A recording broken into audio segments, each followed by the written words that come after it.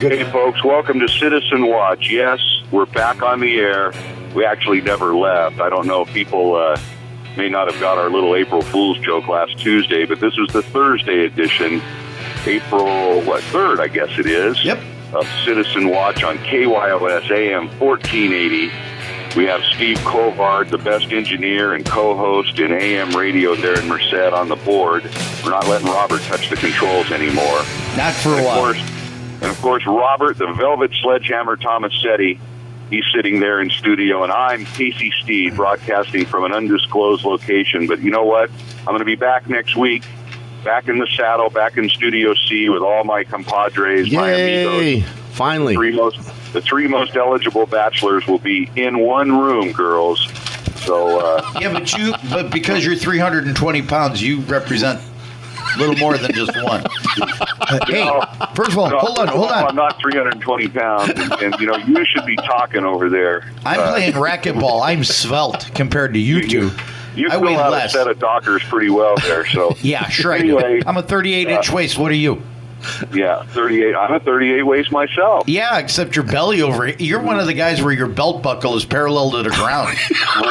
Instead of holding it. You ever watch those heavy-set guys where their belt buckle is under their tummy holding it up? It's kind of funny. Hey, real quick, you said about that we're back on the air, but you want to give a shout-out to Harmonica Jim I and do. Alice? I want to let Jim in Los Banos know that it was an April Fool's joke, and we're not going anywhere, and I hope management is still supporting us. I know that they've given us a lot of latitude and leeway over there, and I want to thank Damian Galarza for all of his support to Citizen Watch, and really a lot of the local programming there that Steve engineers. And Alice, we didn't mean to give you a heart attack.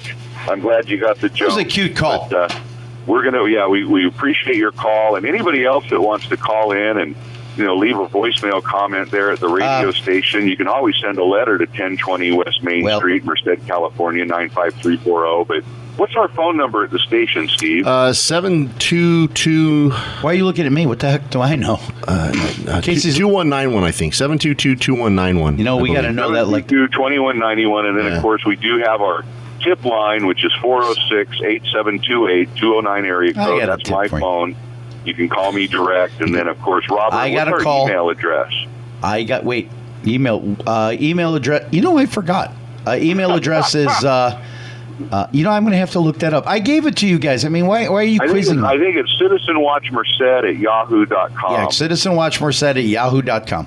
But here's the question. Hopefully Robert's remembered the password and is checking that periodically. Oh, it's my job now? Hey, I did get a phone call. I got a phone call on my phone about Citizen Watch, and I want to clear the air here. What did you do now? I don't think it's what I did. I think it's what I perceived to do. And here's the thing. We tell people all the time. We use John Pedroso's name to identify the county supervisors. That's right. We love John Pedroso, We use Josh Pedroso's name when we want to, or Mike Murphy's when we want to talk about the City Council.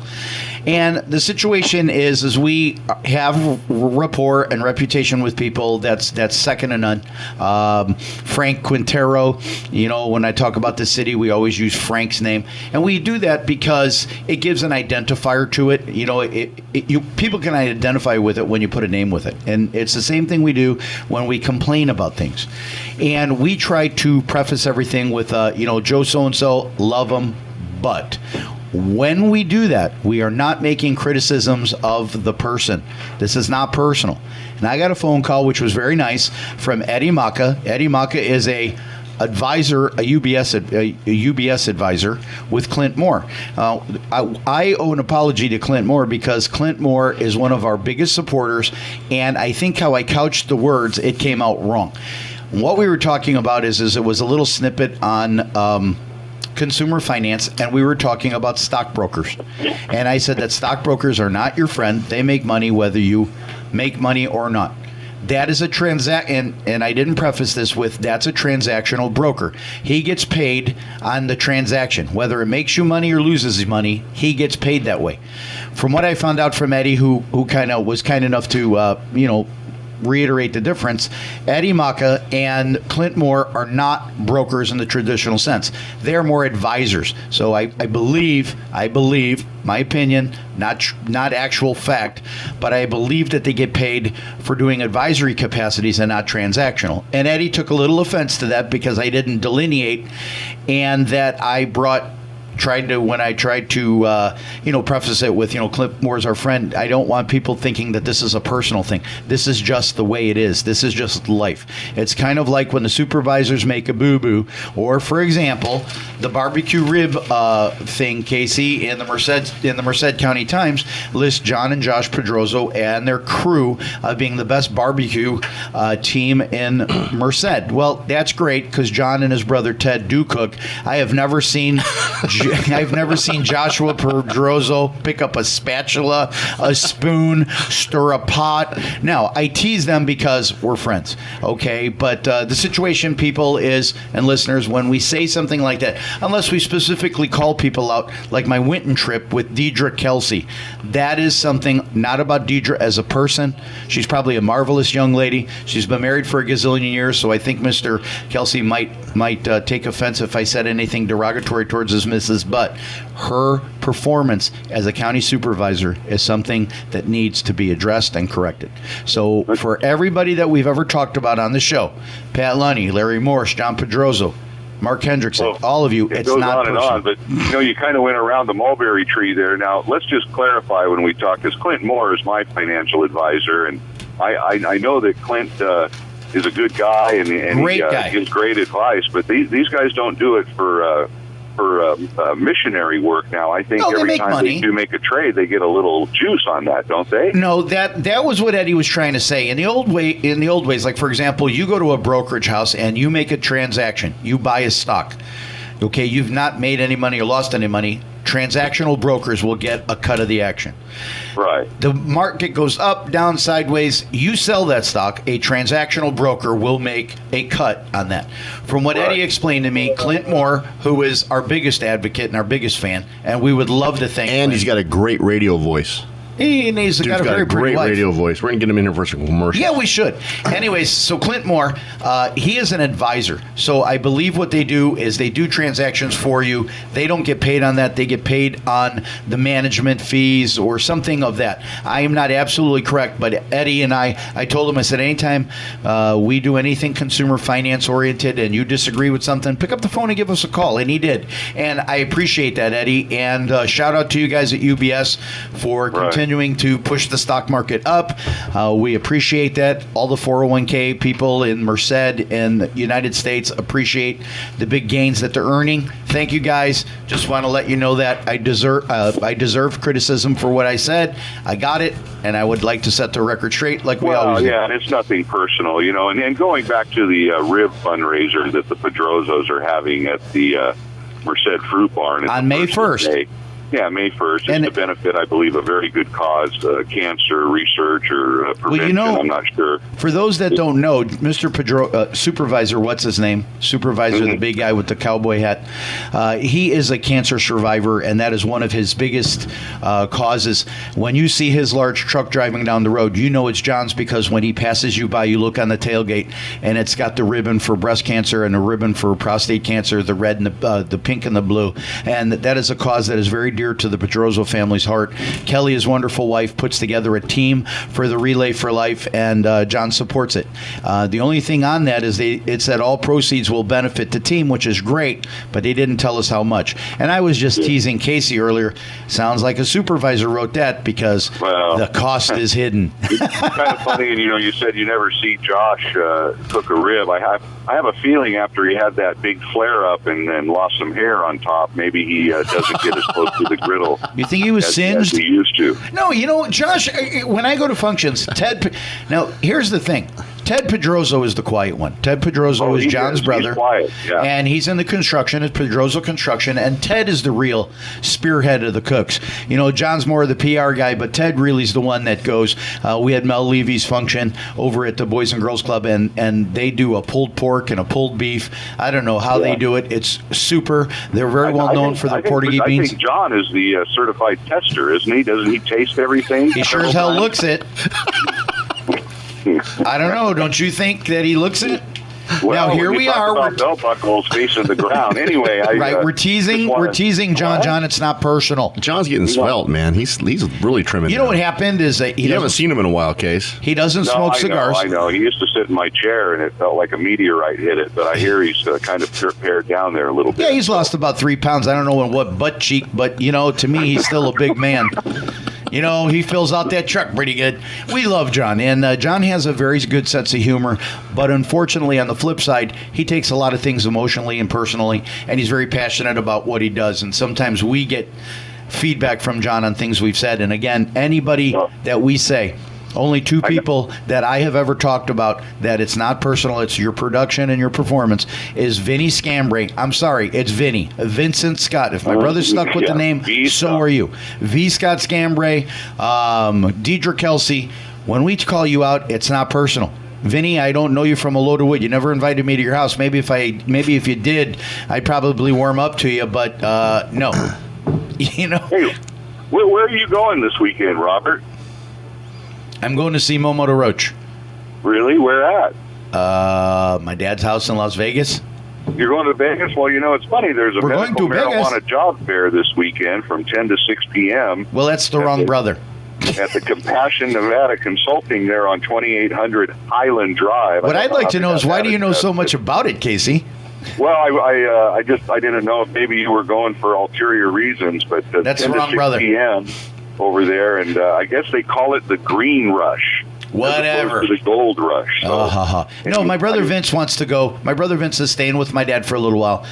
My dad's fine, but it's kind of nice. He's got to stay home. His wife went to visit family in Arizona, so my brother Vince flew out to hang out with Dad. So this weekend I'm going to go hang out with Dad. His wife will be back in town, and our babysitting duties for our father will be gone. It's not that we have to babysit him, but it's kind of cool to hang out with Dad. I mean, I only see him 3-4 times a year.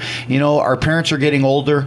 Those of you that have parents, I don't respect you if you tell me anything other than, they're my parents and I love them and they're my best friends, or they're my parents, they don't understand me, but I still respect them for my parents. I hear anything else, I just don't listen.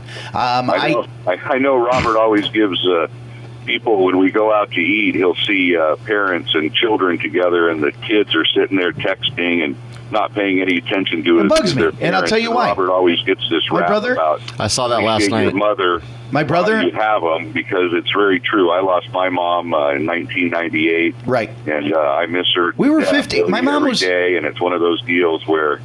My mom was really 50 years old. Appreciate things until they're gone. So right. I really admire you, Robert, for going out. Well, and seeing your dad. The thing that it was is, brother. I was in Fresno and I took my brother Peter with me to dinner. And anybody who knows Peter and I, we're pretty blunt, funny.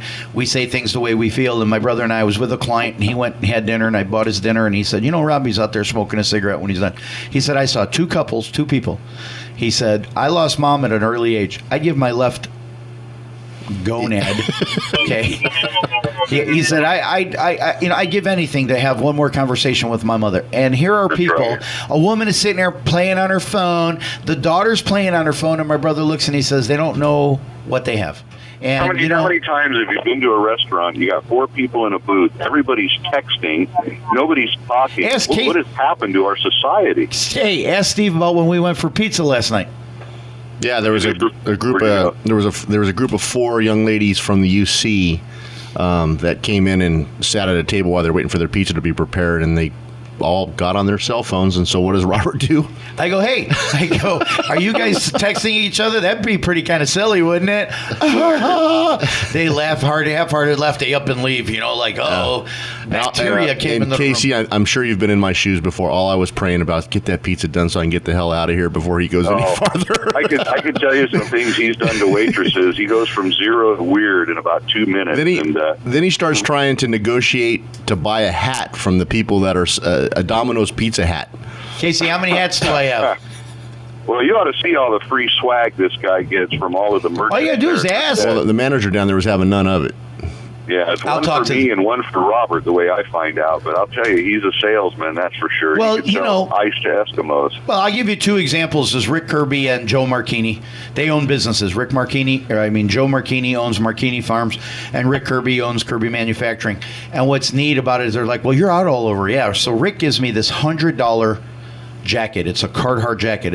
It's quilted. Oh, beautiful. From Kirby Manufacturing? I want that so bad. You don't even wear it half the time. Well, anyways, so Rick looks at it as, hey, this is advertising. You're running around. So I do. I wear it. I wear it when I'm going to, cattle feeding projects and things like that. I mean, I'm not a farmer. And Joe Marchini's like, yeah, give him hats, give him whatever. He runs around all over. That's free advertising. They look at it like a businessman. Other people act like, oh my God, they're dying death. I mean, the guy doesn't even own Domino's. How easy would it be to throw me a hat? Yeah, well, I think Mike Gallo has clothed you a few times too. I've seen you get a lot of swag from. Like I say, you're a good salesman, Robert. So, but anyways, we're trying to have fun today. I'm leaving out of town. I don't want it to be real heavy, but we do have some serious issues that we would like to talk about. And I'm glad that I was able to clear the air on the broker and advisor thing. That's because Clint Moore is such a great guy, and Eddie Maka, you were a gentleman when you called me, and you brought it to my attention, and we want more of it. We want more of it, and we also like to give out a kudos to Merced College. Your campus over there is looking really good. Oh, my God. Who the groundskeeper is. I do. I sent a guy out. This is funny how this happened. A guy says, how do I get to UC Merced? I said, well, you take the busy road over here. I pointed to G Street. He goes up M, right? Okay. So the guy doesn't know directions. I said, you go up there. I said, you'll see the campus on your right, and you make a right. So the guy, I see him about 2 days later, and he goes, yeah, you gave me the wrong directions. I go, where'd you go? And he goes, Merced College. And I go, why did you go to Merced College? He goes, well, I went up M Street. I saw the campus. I turned right. He goes, it was beautiful. He goes, I thought it was UC Merced.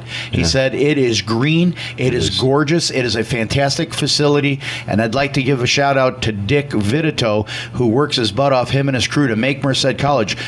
This guy actually said, oh, my God, I really thought I was at a UC. It's one of the nicest campuses I've ever seen. Yeah. He does a great job. My dad was one of the founding faculty members out there in 1962. Do they have a statue of pigeons? They've always do they have a statue of Lynn Steed? Architecture out there, and just wonderful. Do they have a statue of Lynn Steed in the front? The way the bushes are all trimmed and all that. He does a great job. Yep. And I never really paid attention until I went to go play racquetball with you, and I went up M Street, and I'm looking to the left, and I go, you know what? It's beautiful. Merced College really is a good-looking campus. Absolutely. Case, it's time to go to our first commercial break here, buddy. I know it's getting time for that first break. Sometimes we just take for granted things that are in front of us all the time, and like we talk about parents, or whether it's Merced College, we really do love the community, and we encourage everybody to hang on. We'll be right back after this break on Citizen Watch AM 1480 KYOS.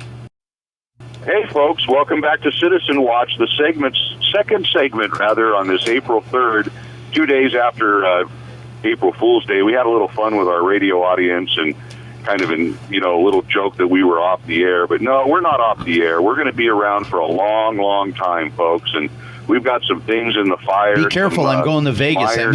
What? I said, be careful, I'm going to Vegas for the weekend. I hope I come back.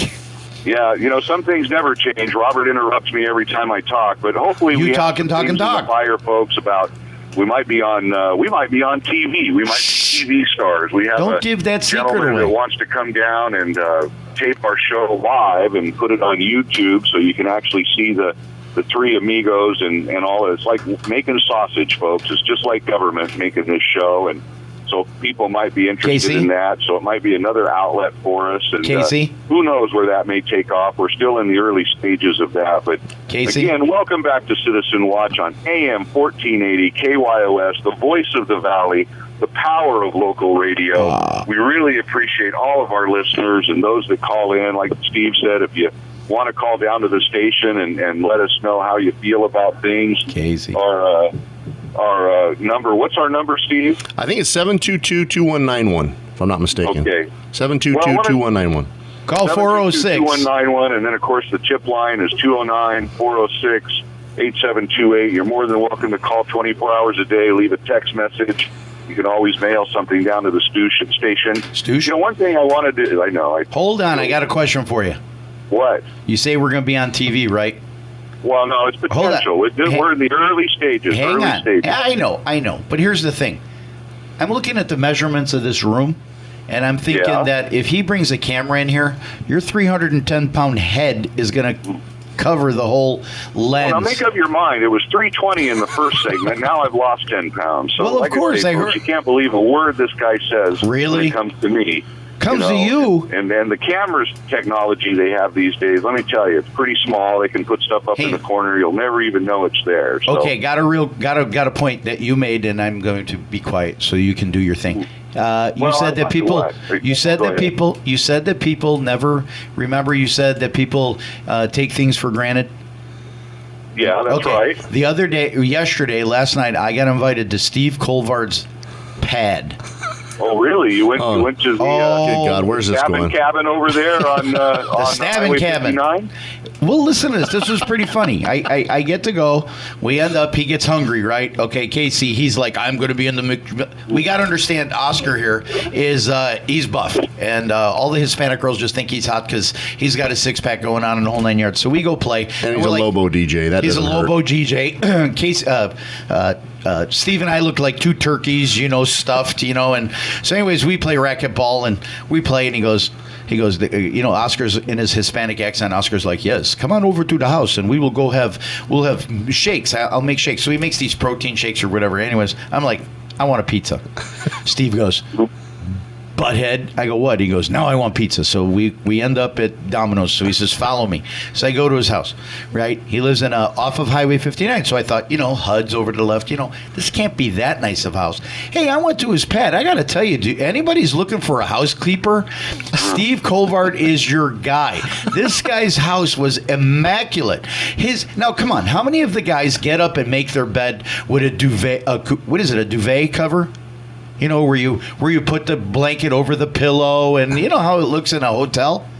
Well, I know you have it. Steve's very sophisticated. Like I say, he's one of the most eligible bachelors in Merced, and it's amazing. Well, it depends on what kind of a man you're looking for. If you're looking for man hands and I'm a welder, Steve's not your guy. If you're like, I've got dishpans hands, I use Palmolive. Whatever.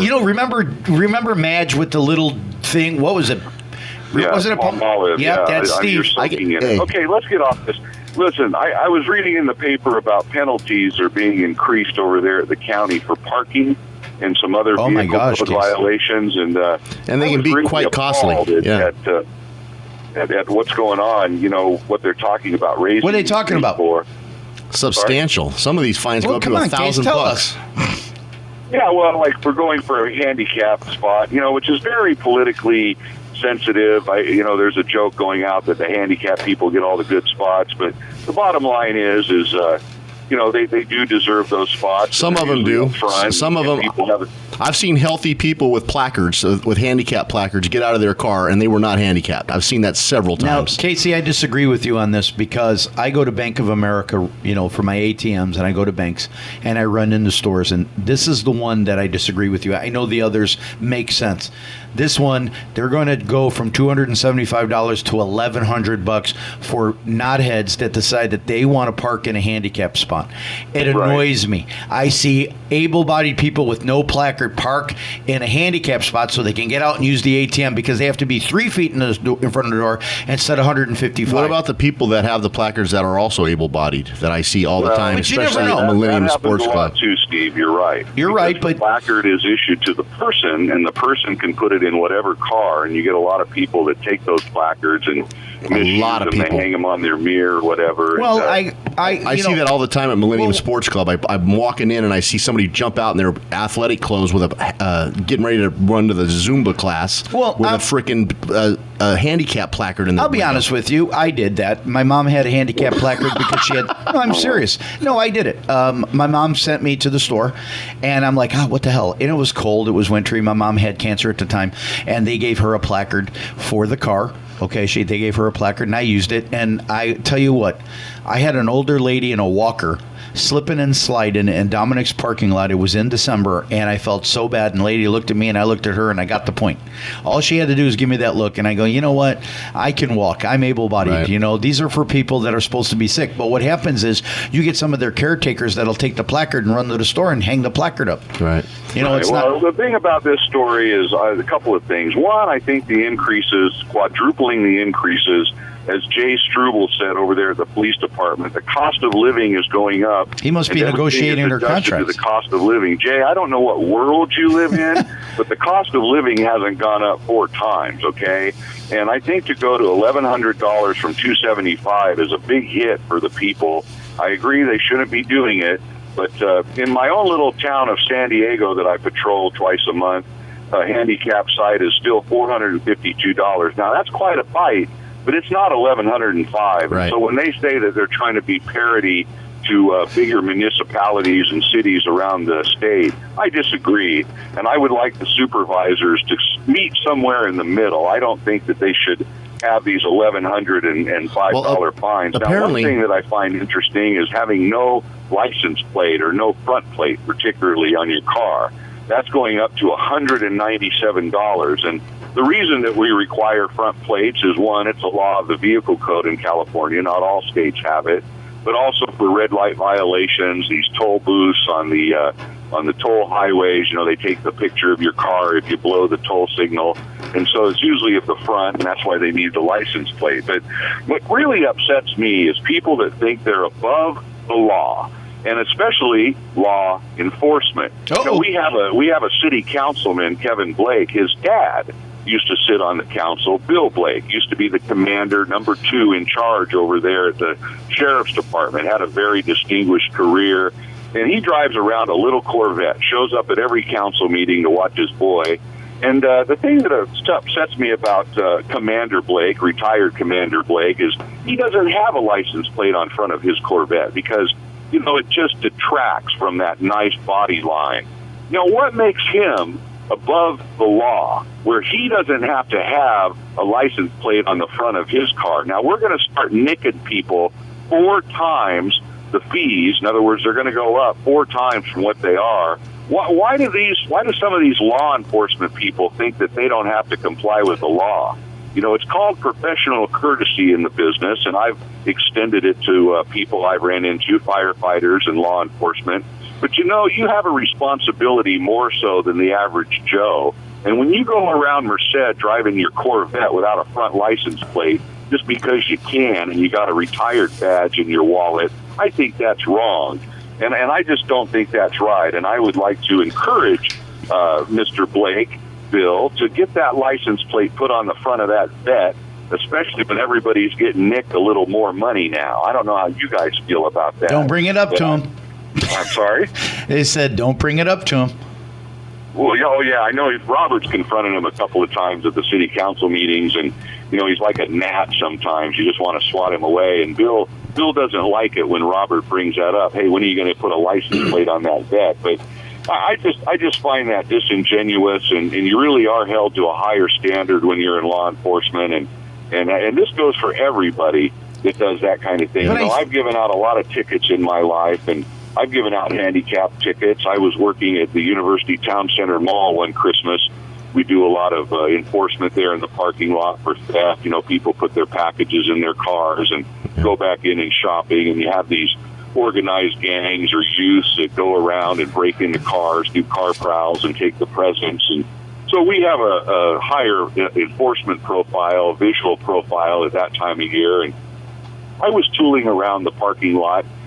This was probably 10 years ago now, and this lady was backed into a handicap spot right in front of Nordstrom's. And I went by her a couple of times, and I noticed there was no placard on the mirror, and I ran her license plate, and there was no handicap amendment on her license. And so I stopped, and I started scratching out a ticket. And people need to realize that parking tickets are issued to the vehicle, not the person, because you're ticketing the vehicle parked in a red zone or in front of a fire hydrant or a handicap spot. So I wrote the ticket, and I put it on her windshield. As soon as the windshield wiper hit the windshield, she started calling me every name in the book.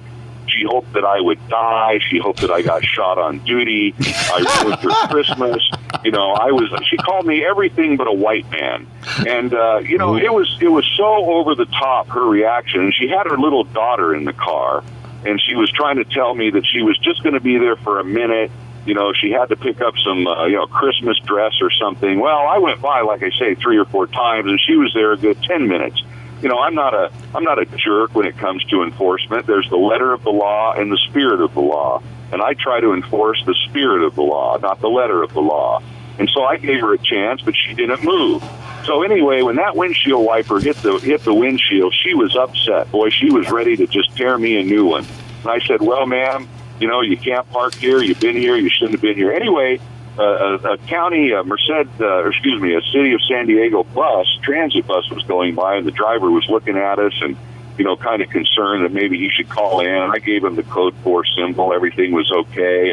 And then another guy was driving by in a van, and you could kind of tell when tickets you issue are going to go south. And she was really upset with me. So after I left the scene, I went and contacted the bus driver and got his information and number. And then I also went, and there was a guy in a van. It turns out he was handicapped. He was driving the van with the hand controls. Everything, the brake and everything is done with the hand. And I said, hey, did you see that lady that was yelling at me? And he goes, yeah. He goes, I was trying to park there, and she wouldn't move. And I said, do you mind if I get your name and information? And he goes, no, not at all. And so I wrote it all down. And like I said, I got the bus driver's name and information. And sure enough, about 4 hours later, my sergeant called me. And he brought me in, and he goes, I got a complaint against you. I said, let me guess who it was. It was a lady that I wrote a handicap site to. He goes, yeah, that's it. He goes, she said that you told her to park in that spot. And then you went up to her and you said, hey, it's Christmas. Do you want to unwrap me as a present? Oh, my God. Yeah, and I said, really? Casey, goes, yeah, she said that you, sexually harassed her and that you made her park there. And then when she wouldn't comply with your advances, you wrote her a handicap citation. I said, well, Sergeant, I kind of expected that this call was going to go sideways, but I had no idea that this citizen, this supposedly upstanding citizen driving a Range Rover, there you go, Boya, would throw me under the bus like that. Robert, please don't interrupt. So anyway, what I did is I said, well, I have this information from a San Diego Transit driver, and then I also had the information from the handicapped person driving the van with the hand controls. So he went and he called them, and sure enough, verified my story, called the complaint, in fact, this lady I had written a handicap site to and told her that, I had witnesses. Well, she decided not to file a complaint, obviously, because it was out and out perjury. So I can tell you that some of these people get a little upset, when you write them a cite, but a lot of times it's justified. But I guess my deal about this whole diatribe is the cost of the increase, I think, is just a little over the top. I don't think it should be $1,100, and I think that everybody should comply with the law, whether or not you're retired law enforcement or not. And that's what I take from your story is the hypocrisy. Well, what I wanted to ask you, Casey, is when I was going to make a comment was, what did you? I really would like to know. How did you feel when he said, "I got a complaint"? Well, first of all, you always expect complaints. I've had complaints before. I've never had anything founded. And, I've never, people don't like getting tickets. I always say that, cops are never called to your house when everything's going fine. You're sitting down to eat dinner. You're going to have a protein shake and a pizza. Nobody calls the police at that time. They always call you when there's a problem. And whenever you see those lights go on in your rear view mirror, you're like, oh, crap. What did I do? And like I say, I try to enforce the letter of the law, the spirit of the law, not the letter of the law. And so I felt I was more than fair with this lady. And like I say, you can tell when people are going to complain on you. And, I knew that I had to explain my actions, as we're all accountable. Like I say, we're held to a higher bar. And so when the sergeant called me, I was glad that I had written down that information of those witnesses, because otherwise it would be my word against hers. And I can tell you right now, the San Diego Police Department's going through a lot of internal problems. We've had a lot of officers that have done wrong things, and they call that assault under the color of authority. And that's why you're held to a higher standard. And these are the kind of things that, when cops do go bad and you have a rogue incident, out of 2,500 people, we've had 4 officers in the last year that have done things of a sexual nature to people they pulled over, and it's wrong. And they should be held to a higher standard, and a couple of those officers are in prison right now. So, these are how these things get propagated. But absolutely. I felt like crap, Robert. Yep. You know what I noticed a lot, though, Case, is when you said Range Rover. And this is, and I know you guys laugh, but this is the serious truth here. If you go to Stanislaus County, they do not enforce that law. Now, you buy a new car. You buy a car of quality, high ticket, high dollar. Jaguar doesn't have a license plate holder in the front. Corvette doesn't have a license plate holder in front. Some of the new BMWs, some of the new Mercedes, Range Rover. So you have to pay $300 or $400 to get that bracket put on in That's your right. bumper to make sure you comply with the law. And a lot of these people don't realize that. Now, one thing you said, Casey, that because I had a problem with my car, I threw it in the dash and they said that doesn't work. And what happened is they said that one of the big things is theft of the front license plate, because you can actually go down to DMV, get a little sticker, put it on there, put it on another car, and act like no harm, no foul. But I found out that that's a felony. The hard way. Yeah. No, it's not a good thing. I ticketed a guy once. Well, actually, it was a fix-it ticket. He came up to me. He had a brand-new Porsche Panamera, and he had a ticket for no front license plate. Like Robert says, you have to buy the bracket or whatever, and it just takes away from the lines of your car. I understand why people don't want to put it on their beautiful sports car, but this guy comes up to me and says, hey, I need my ticket signed off. And I said, okay, let's go over and see what it is. And he'd gotten ticketed for no front license plate. Well, he had his license held in with a couple of screws. It wasn't permanent. It was a real cheese ball job. I could tell he just did it to get the ticket signed off. And I said, well, that's not permanently attached, sir. I can't sign this ticket off. Well, you have to sign it off. I'm going to, Mapleton tomorrow, and I won't be back in town, and today's the last day I can take care of it. And I said, well, that's not my problem. And some of these people feel they're entitled, that they're privileged, that they're above the law, like retired Commander Bill Blake. And let me tell you, you're not above the law. And if you want the respect that you supposedly deserve, then you better comply with the law. And this guy, I'll tell you, he was pissed. He didn't like it that I wasn't going to sign his little, Porsche Panamera off. But the problem is he didn't comply with the law. So it happens a lot. It happens with tinted windows a lot. And, it's one of these things that I just think these fees, and Struble, Sergeant Struble over there at the traffic division says the cost of living is going up. It is, but come on. I mean, let's be, like I say, there's the spirit of the law and the letter of the law. Let's try to hit it somewhere in the middle. I think the city of Merced has already done this. I think they're kind of following the lead of the city of Merced right now. But anyway, Case, we're way over, buddy. We got to go to commercial break. Okay, wait, we'll be back, folks. Third and final segment. Stand by. Are we on the air? Hey, folks, welcome to the third and final segment of Citizen Watch on this beautiful April 3rd, Merced, California, the voice of the valley, KYOS, AM 1480. Really appreciate all of our listeners, our little April Fool's joke. We're going to be here for a long time, folks, bringing you the news and things that you want to hear. I try to live within my means so that I can afford to pay taxes to a county board of supervisors that refuses to live within its income. So I hope that they get their budget problem over there. In the national scene, if extending the debt ceiling solves our problems, why are we still in debt after 81 extensions? We haven't had one budget from Obama that's been passed because we don't know how to stop spending. We don't have a revenue problem, folks. We have a spending problem. And I don't think we're going to tax our way out of it or get more bond floats. I think we need to look how to reduce spending. One of the free good things that's going on this weekend in Merced is our Love Merced this weekend. 9 a.m., Applegate Park. They're expecting about 800-plus people to show up there. I would encourage anybody that has a free moment to go over there, and it's only 4 hours. I think they work till noon or 1 o'clock, and it really does make a difference. The power of a lot of people showing up, working together. I watched a video on YouTube the other day. 45 Amish guys lifted a house and moved it about 50 feet onto a new transmission or a new foundation. It was absolutely unbelievable. But that's the power of people pitching in, really showing that they do love their community and love Merced. So I would encourage people to go to that. What's funny about that, Casey, is I see that April 15th, April 1st, lovemerced.com and all that stuff. And I'm like, what the hell is that? So when you see the .com, I'm thinking, okay, it's got to do something about the internet. It wasn't until today when I read that Eric Ham, one of the organizers, is going to have almost 800 people, and I'm thinking, what? Garbage pickup? Are you serious? This is cool.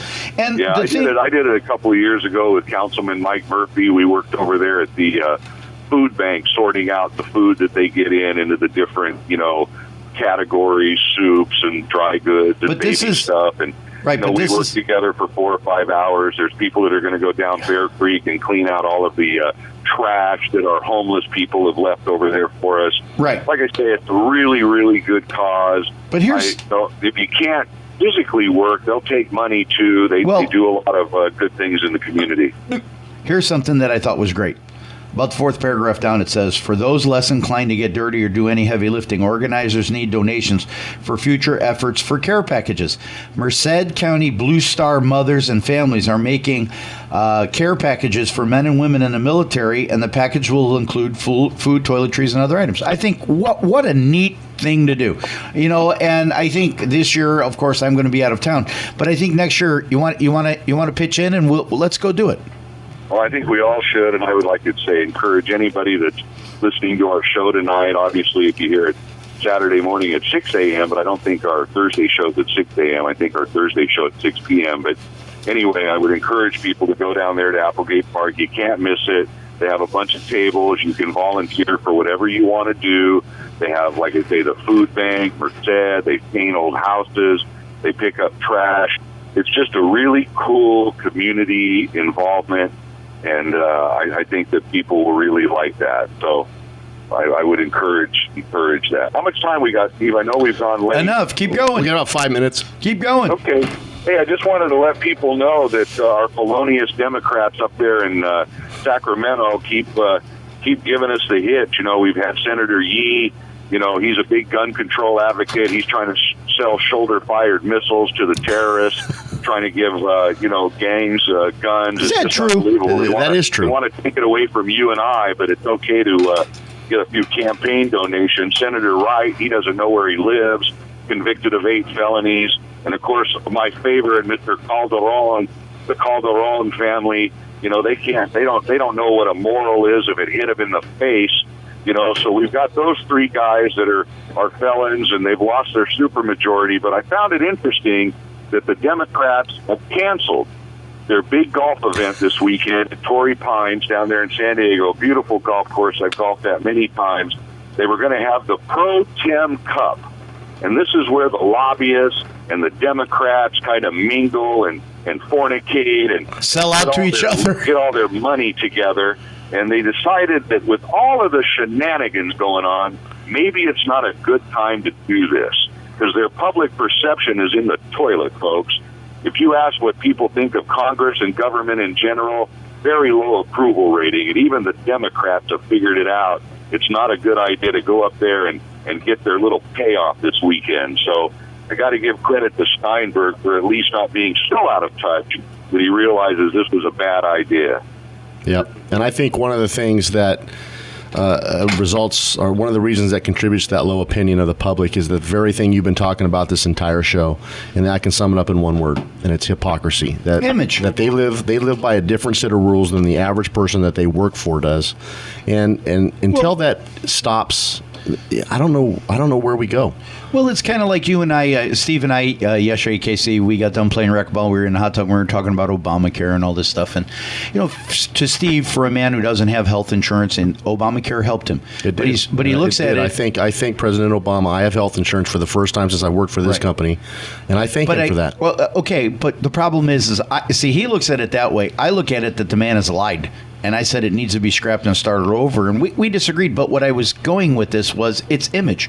It's the agenda of these groups. It's like you and I, Casey, when we talk about the supervisors, the image, the perception. When I'm driving through Winton and I find kids have half of a sidewalk and then a puddle of water, and I got to trudge through the puddle of water or go around it. Okay, where is the I'm going to write a letter to Deidre, and I would like her, Mrs. Kelsey, to go, and I would encourage her to go and knock on every one of the doors of the homes that I'm going to find that I believe are unlivable, and have her go knock on the door of those homes and ask for their vote. And I want to see, how much it's going to get done, and it's not. Yeah. Well, like you talked about, we have this Love Merced event. People that take pride in this community. We need to have a Love Winton. We really do love our community. We love this valley. We just are celebrating our 125th anniversary of the incorporation of the beautiful city of Merced. And we've all seen it go downhill. Even though Steve's a recent transplant in the last, 10 or 15 years, he's seen the change. I've just seen the lack of progress, and the part that really breaks my heart is people have just stopped caring, and until we can change that paradigm, and I'm going to go back to it. I think they've stopped caring because they just feel out of touch with their representatives. I think they feel like they've been let down, that they live by a certain set of standards and expect different from us, and they pretty much do whatever they want to do, and they've somehow became convinced that we work for them and they don't work for us. Well, and Steve, you hit it right on the button. All you supervisors, all you city council members, all you police officers, you do work for us. We don't work for you. Let's not blur that line. You guys work for us, and that has been forgotten. And show us some respect. Show us some respect by conforming to the same laws you ask us to conform to. Well, That's Casey, right. Casey was there when I said something to someone, and they told me in no certain terms to move on. Didn't they, Casey?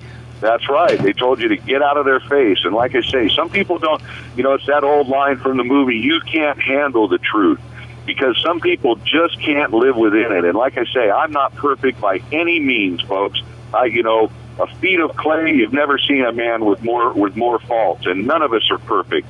And I'm not saying you have to live a perfect life, but try. You have one job to do, like Lee Anderson over there at the Merced County Office of Education, exposing those kids to asbestos. He was a mandated reporter. He had one job to do, Anderson, and you screwed it up. You couldn't even do that. You should be in prison along with Mr. Buendia. You should be in prison with Mr. Cuellar. You should be in prison with the other gentleman that got sentenced the other day, Mr. His name escapes me right now. And instead, he's rubbing shoulders with the dignitaries of our community at fundraisers.